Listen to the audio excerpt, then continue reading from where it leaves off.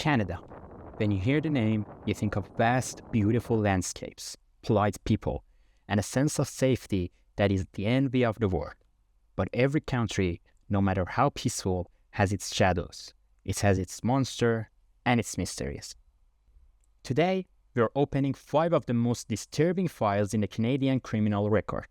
These are the cases that shattered the nation's sense of security and proved that true evil can be found anywhere. Welcome to the Midnight Archive.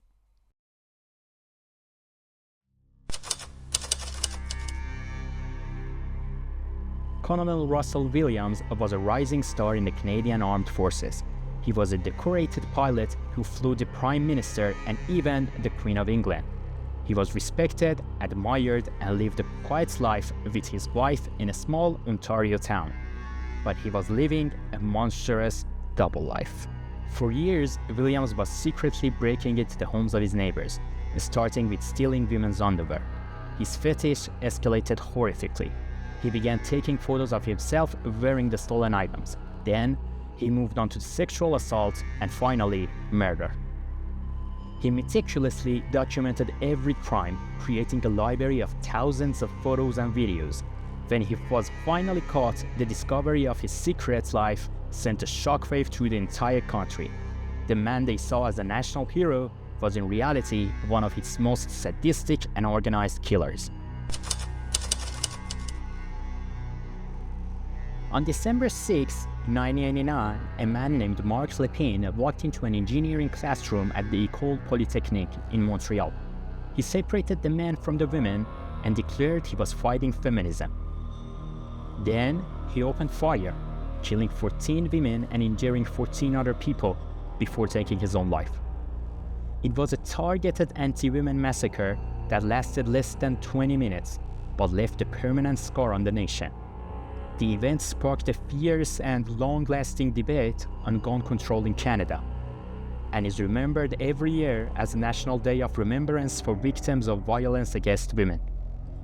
It was a crime born of pure hatred that stole a generation of bright young minds. On June 23, 1985, Air India Flight 182 was flying from Montreal to London. As it soared 30,000 feet above the Atlantic Ocean, a bomb hidden in a suitcase in the cargo hold exploded. The plane disintegrated instantly, killing all 329 people on board, most of whom were Canadian citizens. It was, and still is, the deadliest terrorist attack in Canadian history. The plot was orchestrated by Sikh extremists based in British Columbia as a relation against the Indian government. The investigation was incredibly complex, spanning multiple continents, and was plagued by destroyed evidence and witness intimidation. Despite the massive death toll, only 1% was ever convicted in connection with the bombing, making it only a story of immense tragedy.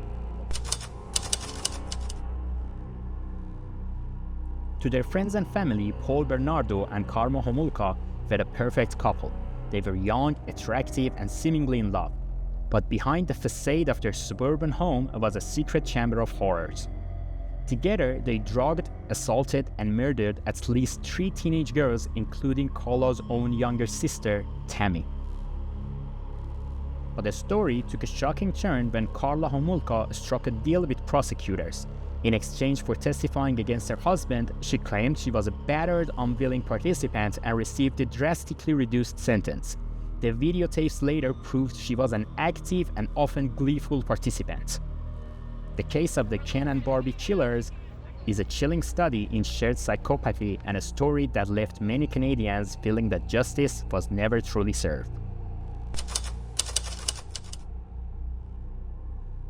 The top of our list doesn't take place in a city, but on a muddy, squalid pig farm just outside Vancouver. For decades, women from the city's downtown east side, mostly Indigenous women and sex workers, were vanishing. Dozens of them. Society and the police paid little attention until they received a tip about a pig farmer named Robert Pickton. What investigators found on that farm was a horror beyond imagination. They uncovered the DNA of at least 33 missing women. Pickton would lure his victims to his farm, murder them, and then dispose of their bodies in the most gruesome way possible. He would dismember them and feed their remains to his pigs. He reportedly confessed to a cellmate that he had killed 49 women and was disappointed he couldn't make it an even 50. The Robert Pickton's case is not just a story of Canada's most prolific serial killer, it is a story of a nation's failure to protect its most valuable citizens, whose disappearances were ignored for far too long.